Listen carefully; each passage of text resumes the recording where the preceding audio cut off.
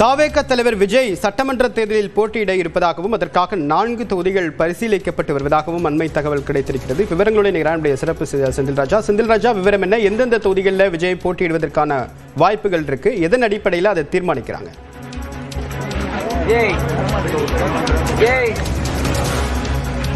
தேவபிரியன், தமிழக வெற்றி கழகத்துடைய விருப்பு மனு விநியோகம் என்பது இன்று 12 மணிக்கு தொடங்க இருக்கிறது. இந்த நிலையில்தான் தமிழக வெற்றி கழகத்துடைய தலைவர் போட்டியிடக்கூடிய 4 தொகுதிகள் தகவல் கிடைத்திருக்கிறது. அதாவது பரிசீலனையில் இருக்கக்கூடிய 4 தகவல்கள் நமக்கு கிடைத்திருக்கிறது.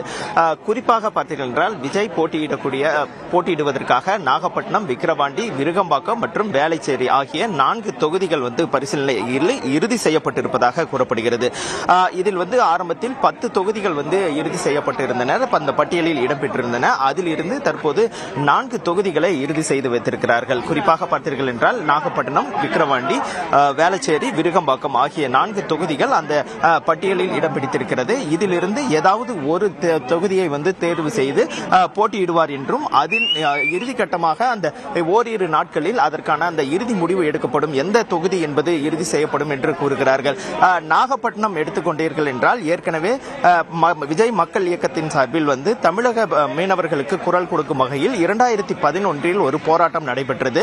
அப்போது இருந்தே விஜய்க்கான செல்வாக்கு நாகப்பட்டினத்தில் இருக்கிறது. அதேபோல் விக்கிரவாண்டி தொகுதியில் தன்னுடைய கொள்கை பரப்பு அந்த முதல் மாநாட்டை நடத்தியிருந்தார். அதுவும் அவர்களுக்கு ஒரு முக்கியமானதாக கருதப்படுகிறது. அதேபோல் விருகம்பாக்கம் அவர் பிறந்த தொகுதி, அதாவது அந்த விருகம்பாக்கத்தில் தான் அவர் பிறந்தார். அதன் காரணமாக அந்த தொகுதியும் அந்த பரிசீலனையில் இருக்கிறதாக கூறப்படுகிறார்கள்.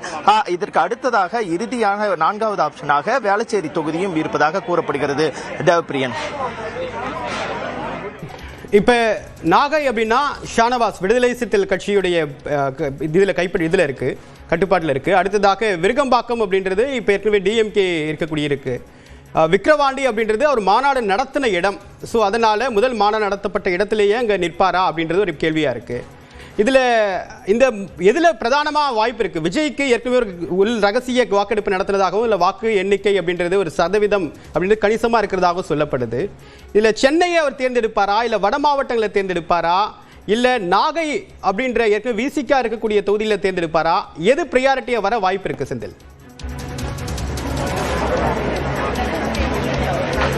தேவபிரியன், இந்த நாகப்பட்டினம் ரொம்ப முக்கியமாக பார்க்கப்படுகிறது. ஏனென்றால் இவர் கட்சி ஆரம்பித்த சமயத்திலேயே நாகப்பட்டினத்தை தேர்வு செய்து வைத்திருந்தார்கள். அப்போது இருந்த அந்த முக்கியமாக பார்க்கப்பட்ட தொகுதிகளில் 2 தொகுதி அப்போது சொல்லப்பட்டது. நாம் கூட அந்த செய்தியை 2024 பிப்ரவரி மாதமே வெளியிட்டிருந்தோம். நாகப்பட்டினம் அல்லது தூத்துக்குடியில் போட்டியிட அவர் வாய்ப்பு இருப்பதாக கூறப்படுகிறது என்று நாம் தெரிவித்திருந்தோம். அந்த தொகுதி, அதில் ஒரு தொகுதியான நாகை தொகுதி இன்னும் அந்த இறுதி பட்டியலில் இடம் பிடித்திருப்பதை நாம் பார்க்க முடிகிறது. ஏனென்றால் நாகப்பட்டினம் தனக்கு மிகவும் ஒரு ஆதரவான தொகுதியாக விஜய் கருதுவதாக கூறப்படுகிறது. அதன் காரணமாக அந்த இறுதி பட்டியலில் அந்த தொகுதியும் இடம் பெற்றிருக்கிறது. அதே போல் இன்னொரு சென்டிமெண்ட்டும் இருக்கிறது, அந்த வி சென்டிமெண்ட்ல இருக்கிறது. அதன் காரணமாக விக்கிரவாண்டி, விருகம்பாக்கம், வேளச்சேரி ஆகிய 3 தொகுதிகள் அந்த வி சென்டிமெண்ட்ல இருக்கிறது. அதில் தான் கொள்கை பரப்பு அந்த மாநாடு நடைபெற்றக்கூடிய அந்த முதல் மாநாடு நடைபெற்ற விக்கிரவாண்டி தொகுதியும் அவருக்கு ஒரு சென்டிமெண்டாக பார்க்கப்படுகிறது. ஏனென்றால் அந்த கட்சியுடைய கொள்கை அறிவித்த இடமாக அந்த தொகுதியை அவர்கள் பார்க்கிறார்கள். அதே போல் அந்த விருகம்பாக்கம் ஏற்கனவே குறிப்பிட்டது போல அந்த தொகுதியில் அவர் பிறந்திருந்தார். அவருடைய அந்த இல்லம் என்பது அங்கு அமைந்திருந்தது. அதன் காரணமாக அந்த தொகுதியும் ஒரு முக்கியமான ஒரு சென்டிமெண்டாகவும் அங்கு ஆதரவு இருக்கும். அது மக்களிடையே அது செல்லுபடியாகும், அதாவது எடுபடும் என்று அந்த ஆதரவு அதிகமாக இருக்கும் என்று எதிர்பார்க்கிறார்கள். இது தவிர வேளச்சேரியும் ஒரு ஆப்ஷனாக வைத்திருக்கிறார்கள். இதில் வி சென்டிமெண்டில் செல்வாரா அல்லது தனக்கு மிகவும் ஆதரவாக இருக்கக்கூடிய கருதப்படக்கூடிய நாகை தொகுதியில் போட்டியிடுவாரா என்பது இன்னும் ஓரிரு நாட்களில் முடிவு செய்யப்படும். தேவபிரியன், 4 தொகுதிகளுமே திமுக அல்லது திமுகவுடைய கூட்டணி கட்சிகள் இப்ப கைவசம் வைத்திருக்கக்கூடிய தொகுதி அப்படின்னு கவனிக்க வேண்டிய விஷயம். உள்ள விரிவான தகவலுக்கு நன்றி செந்தில் ராஜா.